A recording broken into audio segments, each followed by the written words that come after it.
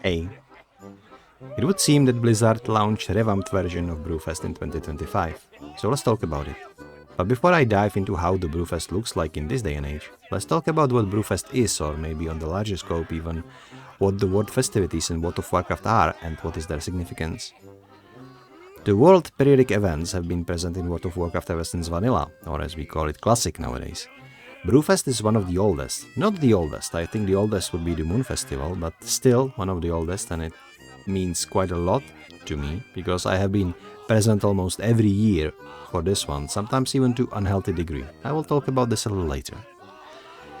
These events actually bring people together, and they are inspired by real world events. We have Christmas event, we have Easter egg event, we have Thanksgiving event, Halloween event, and yes, an event that is being hugely inspired by Oktoberfest in Germany, the Brewfest.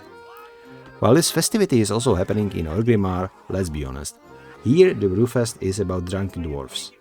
Brewfest is about an environment that looks like Oktoberfest in Germany, and that is Ironforge. Yes, I think that Germany during Oktoberfest looks exactly like Ironforge. You cannot convince me otherwise. As I was talking about my eventual burnout with the game due to Brewfest, it was because I was playing Brewfest too much, especially when I was trying to get my mount during Wrath of the Lich King. I played Brewfest multiple times a day on multiple alts for a whole 14 days to get the most tokens. And then I left the game for like half a year and came back only during Cataclysm. But it just means that it was on me. We should enjoy gaming in moderation, right? If you start tryharding the game too much, you suck enjoyment out of it and burn yourself out. Don't do that. It's not healthy for you, it's not healthy for your enjoyment of the game. Play responsibly. But with that little disclaimer out of the way, as you can see, I'm playing a Ray Whisper with an E, my character that is going to be present in my other World of Warcraft video projects that I have in stock. You may remember her from my rant about Goldshire about a month ago. Brewfest has unique atmosphere and even unique music that plays outside of Ironforge whenever you step out through the gates during the event. Sometimes you can hear it also in little Brewfest outposts near other main cities, like in front of Stormwind, for example. So how did Brewfest look in 2025 for me? As I started the 7th installment, I was immediately greeted with a human commander that sent me to Ironforge. So I actually took a flight whole way to Ironforge on my skywriting mount. And listen, you can do this anytime you want.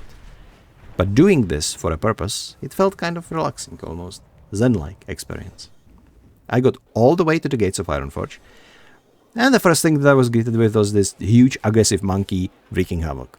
So I joined the fight with this single player that was fighting him, and we beat the monkey down. So immediately, as I arrived into the Brewfest, I already joined the bar fight. Nice. Signs of the good fun were actually there right away. So, what can you actually do during the Brewfest? Well, you get greeted by a dwarf. You're going to get your first sampler that can also increase some of your stats, which is especially handy for lower level characters, but the stats are negligible at that point. So it doesn't really matter. But it is nice that you get something out of it. For a request that you can actually do during these activities, you are going to get these coins. I call them coins, they are actually Brewfest tokens. But if you are doing them on an alt that is not max level, you actually get also nice sum of experience as well. So I recommend, if you want to do those activities and you don't know on which character, do this on low ones, because this is basically free experience points. Now, what activities can we actually do? The first that I noticed was this dwarven lady near the stage that sent me outside into the woods to gather some supplies, which I eventually did. As I was running for the supplies, I also ran around the stall with people trying to compete in some competitive eating sausages. But even when I sat down with them, there was nobody there. So I continued on my way. I threw a couple of tankards on this robot here, which is one-time event for your character, and you will get paid in tokens and gold for it. So do it, it's rather quick, it's pleasant, and as I proceed a little bit further, I get into 3 main activities that you can do every day. The first and the most important one would be ram riding. Introductory to ram riding is easy. You get your whip, you get your ram, in an entirely new interface. Note that in previous years, this hasn't been interface on its own. This has been just an item in your inventory that you would use to make the RAM go faster. Now everything is a little bit more clear, a little bit more understandable. You are using your ability and you force your RAM to go fast. The faster it goes, the quicker you are stacking your stamina debuff. And if your fatigue is reached to approximately 100, you are going to get slowed for like 8 seconds. So don't do this. You can also mitigate this fatigue by eating berries that are scattered throughout the road. So grab those whenever you have an option to do so. After you're done with testing 3 various speed limits, you get onto a test drive. The test drive being you running from this dwarf to Karanos, where you get a keg and run back. That's it. You get paid. Now to the actual daily quest. The daily quest means that you get this mount and you can run all the way to Karanos and back repeatedly for 4 minutes. This can get dull incredibly quickly. I believe this is the reason why I actually burned out all those years ago. And quite frankly, I wouldn't be doing this for the whole 4 minutes. The only reason I suffer through this is this video. You get this once, you get paid, your daily quest rewards, but additionally for each successful lap, you will get some extra Brewfest tokens and extra 20 seconds. So if you do this, let's say 20 times, that's roughly 3 extra minutes. I don't know if this is possible to do 20 times, but you will prolong your time if you are tryharding quite excessively.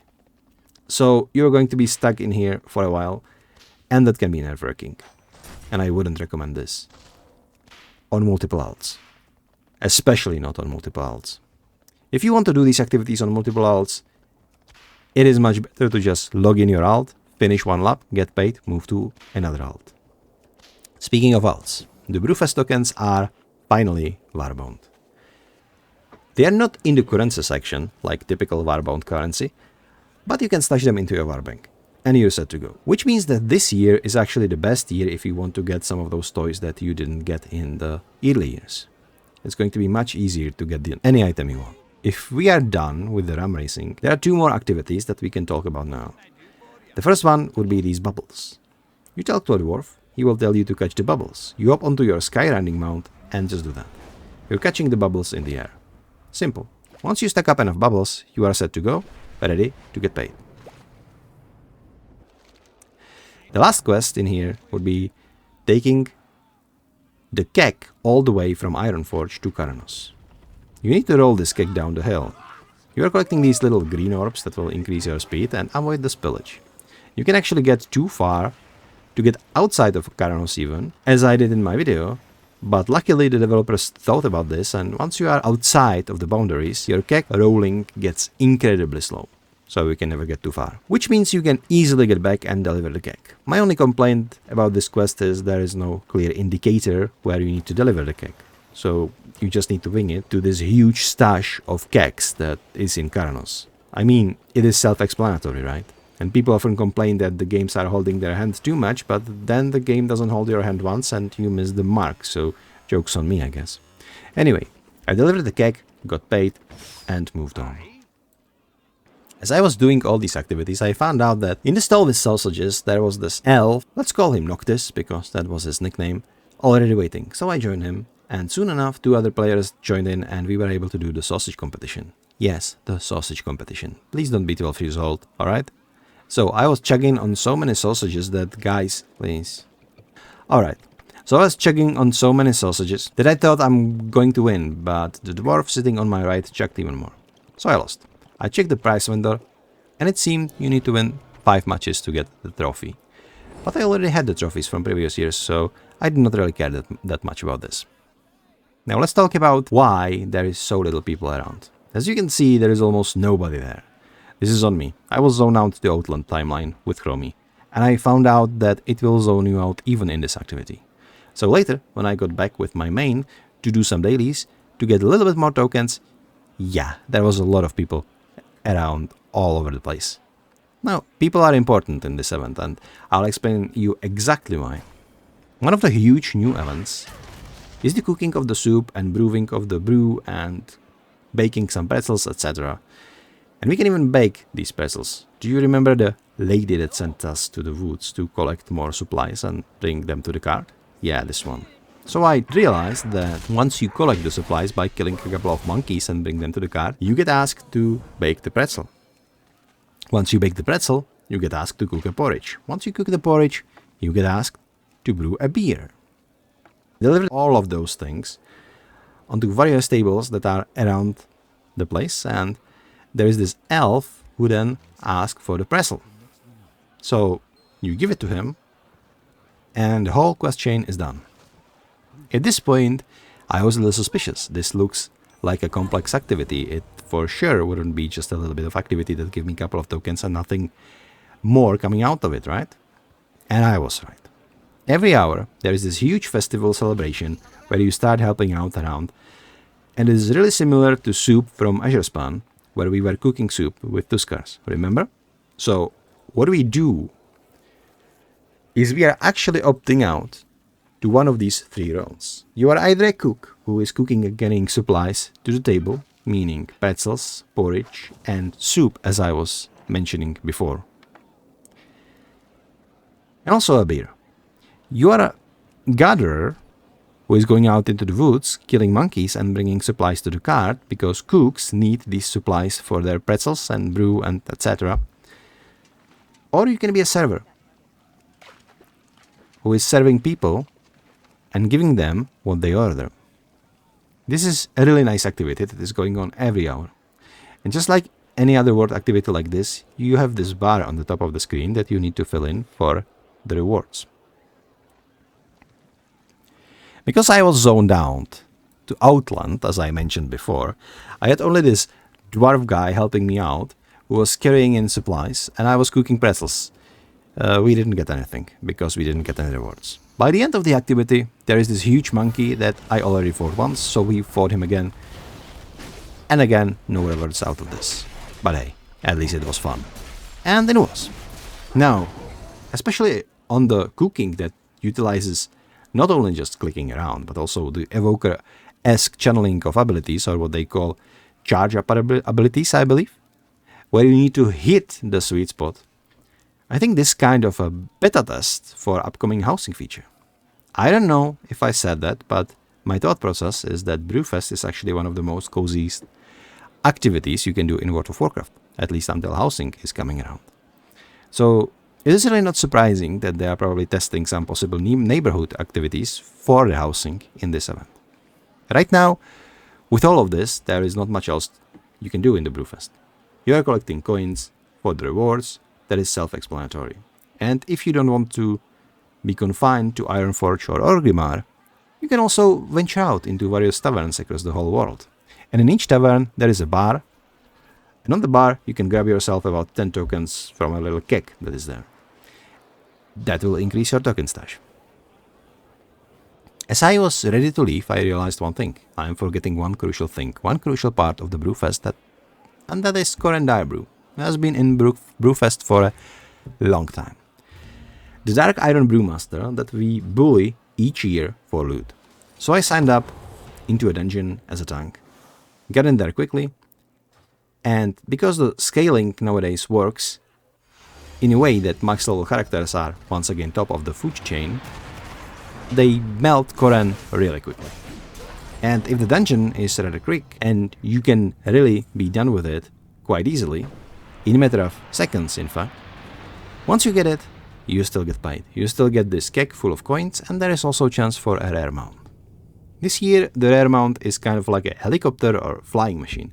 It looks really similar to those we got from Delves, but it's a free mount if you get lucky, so I wouldn't say no to that.